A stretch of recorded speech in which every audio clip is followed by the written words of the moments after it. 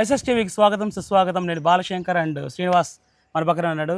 చాలా రోజుల తర్వాత మనవాడు కొద్దిగా పనిలో బిజీ అయిపోయాడు. ఈ మధ్య ఓటమిలు ఎక్కువైపోయేటప్పటికి మోహన్ చెల్లట్ల మన ముందుకు రావడానికి. సీను జయాపజయాల దైవాధీనాలు ఆటగాళ్ళ యొక్క సామర్థ్యాన్ని బట్టి అక్కడ ఆడ జరిగితే తప్పించి మనం కోరుకున్నది మాత్రం ఏం జరిగేది ఏదంటే అట్లా కాదురా, నువ్వు ఏదో కోరుకున్న అదే గెలుస్తూ ఉన్నారు, నేను ఏది కోరుకున్న అదంతా కిందకి వెళ్ళిపోతా ఉంది. మ్యాచ్లో సీనియర్ని నేను బాగా చూసేవాడిని, మరి నేనే ఓడిపోతుంటే మరి నీ ముందు నాకు చిన్నతనంగా ఉందని మనం అంటే అంత ఫీల్ అవ్వాల్సిన పని ఏం లేదమ్మా, నువ్వు రావచ్చు, దీనికి దానికి సంబంధం ఉంది, మనం బెట్టింగ్లు పెడుతున్నాం ఏంది కాదు కదా, బెట్టింగ్లు పెట్టేవాళ్ళు భయపడాలి కానీ సరదాగా మన మ్యాచ్ మనకెందుకు రా బాధ అని చెప్తే మనోడు కొద్దిగా బతినాడు తీసుకొచ్చి ఇక్కడ నుంచో పెట్టా ఈరోజు. మరి మనవాడు ఏమంటాడో ఏందో. ఏం లేదు బాలశంకర్, ఏముంది అంటే ముఖ్యంగా వీటిలే ఆల్రెడీ క్వాలిఫికేషన్ జరిగిపోయింది. 4 జట్లు క్వాలిఫికేషన్ ముందుకు వెళ్ళిపోయింది, ప్లేఆఫ్స్కి వెళ్ళిపోయింది. మిగతా 6 జట్లు ఎలిమినేట్ అయిపోయింది.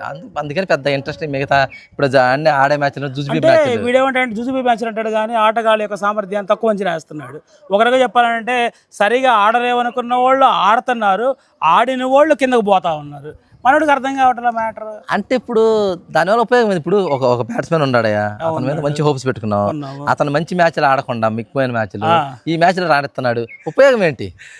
అది కొంచెం అంటే అదే చెప్పేది. ఎందుకంటే ఒక రకంగా ఆడలేకపోయినా ఏదో ఒకటి నువ్వు అంటావు కదా, వాడిదైన రోజు ఖచ్చితంగా ఆడతాడన్నాడు కదా, వాడిదైన రోజు వచ్చింది. లోకల్ టాలెంట్ ఉంది, కొన్ని మ్యాచ్లు సరిగ్గా ఆడలా. రాత్రి ఇప్పుడు ఉన్నాడు సమీర్ రిజ్వీ అంట, ఆడికి ఎన్ని మ్యాచ్లు ఇచ్చాను, రాత్రి ఆడి ఢిల్లీని గెలిపించాడు.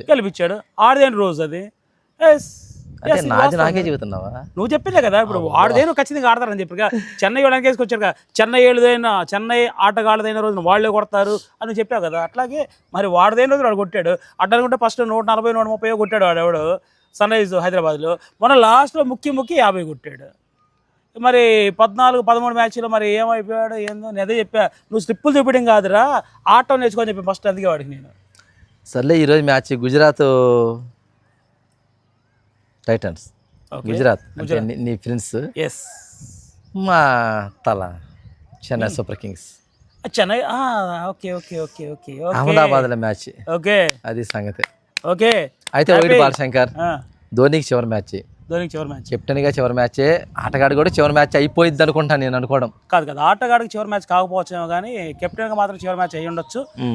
ఒకవేళ కనుక ఫ్రాంచైజీ వాళ్ళు నెక్స్ట్ కూడా నువ్వే ఉండాలమ్మా అని చెప్తే మాత్రం తప్పకుండా ఆయన ఉండడు.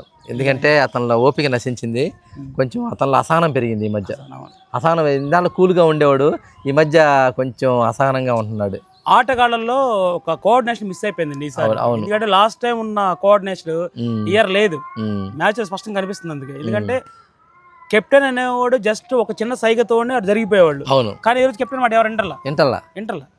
ఎందుకంటే ఎవరికాడ నేనే కెప్టెన్ అనుకుంటున్నాడు. సీన్ చెప్పాడు కదా, చెన్నై సూపర్ కింగ్స్లో కానీ లేకుంటే సన్ రైజ్ హైదరాబాద్లో కానీ ప్రతి ఒక్కరు కెప్టెనే కాబట్టి ఎవరి మాట అట్లా అయిపోయినా రెండు. అంతేగా శ్రీనివాస్? అవునవును. ఏమైనా చెన్నై ఏంటంటే మీరంటారా సచిన్ టెండూల్కర్ జెర్సీ కోసం దానికి పోరాడితే తప్పనిచ్చి ముందుకెళ్ళే అవకాశం లేదు. అది చివరి మ్యాచ్, మళ్ళీ అది చివరి మ్యాచ్. ఒకవేళ ఈ రోజు ఓడిపోయినా గెలిచినా కూడా చివరి స్థానంలోనే ఉంటారేమో అనుకుంటున్నాను. 10 నీ 10 ఈసారి చెన్నై జట్టుకి వచ్చేట్టుగా ఉంది. ఆ జెర్సీ చూద్దాం, సచిన్ టెండూల్కర్ జెర్సీ చెన్నై జట్టుకి వచ్చేట్టుగా ఉంది. చూద్దాం. ఇక గుజరాత్ టైటన్స్కి ఏంటంటే టాప్ 1లో ఉండరు బాలశంకర్ వీళ్ళు. ఇప్పుడు నెక్స్ట్ కూడా ఆ టాప్ 1 ప్లేస్ని నిలబెట్టుకుంటారా, దానికోసమే వీళ్ళు పోరాటం నన్ను అడిగితే మాత్రం.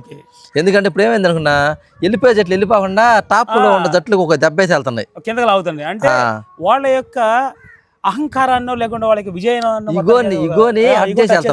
ఇగో టచ్ చేస్తారు. ఇప్పుడు దీన్ని బట్టి ఏమైతే అంటే నెక్స్ట్ మ్యాచ్ బాగా ఆడతారు. మన పంజాబ్ ఉంది రాత్రి, ఢిల్లీ 200 చెట్లు రాదు, అసలు 200 చెట్లు చేజ్ చేయాలి ఎంతవరకు, రాత్రి కొట్టేశారు. మొన్న ఆర్సీబీ ఉంది, వాళ్ళు కానీ చాలా వరకు రికార్డ్ తారు మరి ఈసారి. స్టార్టింగ్ బాగా లాగారు, చివరిలో వచ్చి తడబడ్డారు. అట్టాగే వాళ్ళ గుజరాత్ జైంట్స్ టాప్ 1లో ఉంది, గుజరాత్ టైటన్స్ టాప్ 10లో ఉన్న సిఎస్కేతో పోటీ పడుతున్నారు. మరి వీళ్ళు టాప్ 10 వీళ్ళు కదిలియకూడదు, వీళ్ళు టాప్ 1 వీళ్ళు కదిలియకూడదు. మరి ఏమైందో మీరు టాస్ వేసి. ఓకే, ఈ రోజు టాస్ కూడా కొంచెం డిఫరెంట్గా తీసుకొచ్చాం టాస్. ఎందుకంటే సీన్ గాడికి టాస్ వచ్చినట్టు అని చెప్పి మనం వెరైటీగా తయారు చేస్తాం. ఈ పక్క తెలుపు ఉంది, ఈ పక్క నలుపు ఉంది అనమాట. ఎందుకంటే మనోడు ఏంటంటే ఎన్ని కొత్త ప్రయోగాలు ఏదైనా కూడా ఏం వచ్చిరాదయ్యా, అది అవదు. సీను గెలవాలి అంటే, గురువు గారు గెలవాలంటే ఏం చేయాలి? నేను తెలుపు, నలుపు, ఆగండి, నలుపు తెలివి పక్క ఉంది. అంటే మనోడు గెలిచాడు. కంగ్రాచులేషన్ శ్రీనివాస్. ఎందుకంటే టాస్ వీడికి, మ్యాచ్ మనకి. ఓకే, ఇందులో ఆలోచన ఏం లేదు. చెన్నై జట్టు నుంచి ఫస్ట్ ఉంటాను, చెన్నైయే ఉంటాను. ఇలా ప్రిన్స్ని వీళ్ళకి ఇచ్చేద్దాం. ఎందుకు ప్రిన్స్ అని కలవరెత్తాడు కదా, నిద్రలో కూడా కలవరెత్తుంటాడు. ఆ ప్రిన్స్ని పరసంగా నీ ప్రిన్స్ నీకు ఇచ్చేసాను, తీసుకో, ఆడుకో, టాప్ 1 నిలుపుకో. మేము టాప్ 10లోనే ఉంటాం, బాధ లేదు. సరేనా? ఏమంటావు చెప్పండి సార్. చెన్నై ఊరికి పోతారు ఉండేది అంత లేదు, ఎవరికైనా ఉంటుంది. చెన్నైకి లేదు, చెన్నైకి లేదు బాలశంకర్. లేదు, వాళ్ళ కోఆర్డినేషన్ అంతా చెదిరిపోయింది బాలశంకర్. ఒకళ్ళ మీద ఒకళ్ళకి ఇంట్రెస్ట్ లేదు, ఒకళ్ళ మీద ఒకళ్ళకి పట్టు లేదు, చాలా తగ్గిపోయింది. చెన్నైలో మాత్రం చాలా తగ్గిపోయింది. ఏమైనా మీరు టాప్ 1లో ఉండి ముందుకెళ్తారని ఆశిస్తూ, చెన్నై నెక్స్ట్ టైం కాదండి. చెన్నై ఈ రోజు మ్యాచ్ గెలిచి ధోనికి ఘనమైన వీడ్కోలు పలకాలని మనస్ఫూర్తిగా నేను కోరుకుంటున్నాను. అయితే ఇంకోటి వార్షిక గురించి తెలుసా, మన వరల్డ్లో నెంబర్ 1 స్టేడియం అహ్మదాబాద్, 1,10,000 మంది పడతారు. అలా స్టేడియంలో ఈ రోజు ధోనికి సెండ్ ఆఫ్ జరగబోతుంది. మనం ఈ రోజు మధ్యాహ్నం 3:30కి ఖచ్చితంగా మ్యాచ్ చూడాలి. చూస్తాం. ఎందుకంటే అది ధోని కోసం చూడాలి. వీలైతే ధోని ఆడే టయానికి విత్ టీవీ బ్యాక్ సైడ్ పెట్టుకొని మేము రివ్యూ చేసుకుంటాం. ఆ టైంలో చేస్తాం. ఎలా కొడతారో మనం లైవ్ లో చూస్తాం. అవును, ఓకే. అలాగే మనం క్రికెట్ని ఎంటర్టైన్మెంట్ కావాలని చూద్దాం, ఎంటర్టైన్మెంట్ అవుదాం. వాళ్ళు కొట్టే 4, 6కి ఎంటర్టైన్మెంట్ అంటే, ఈ తీసే వికెట్లకు కూడా ఎంటర్టైన్మెంట్. అంతేగాని బెట్టింగ్ల జోలికి దయచేసి వెళ్ళొద్దు. క్రికెట్ బెట్టింగ్ కానీ ఆన్లైన్ బెట్టింగ్ జోలికి వెళ్ళి మీ డబ్బును వృధా చేసుకొని మీ ఫ్యామిలీని రోడ్డున పడేది. మా ఛానల్ యొక్క ముఖ్య ఉద్దేశం ఇదే కాబట్టి దయచేసి మా మనవిని కూడా కొంచెం ప్రేక్షకులు పాటిస్తారని మరీ కోరుకుంటున్నాం. Thank you so much Srinivas. ఏదైనప్పటికీ కూడా ఈసారి మాత్రం చెన్నై ఈరోజు గెలవాలని ధోనికి నిజమైన వీడ్కోలు. సో ఎట్టి పరిస్థితుల్లో వాళ్ళు కూడా 10వ ప్లేస్లో ఉంటారు. సచిన్ టెండూల్కర్ కూడా ఒక మంచి గిఫ్ట్గా వాళ్ళు 10వ స్థానానికి మిగిలిపోతారు. సో శంకర్ వెరైటీగా ఉండేది. ఈరోజు అహ్మదాబాద్ సచిన్ వచ్చి మీరు 10వ ప్లేస్ నిలిచినందుకు నా జెర్సీ నీకు ఇస్తున్నానంటే ఎలా ఉండేది అంటావు? అసలు మామూలుగా ఉంటుంది. అది జెర్సీ ఎవరికి తెలుసా? ధోనికి ఇవ్వాలి. ధోని ఎందుకు సచిన్ టెండూల్కర్ జెర్సీ ధోనికి ఇచ్చేయాలి. అది ఆయనకి పెడడానికి ఇచ్చేయాలి.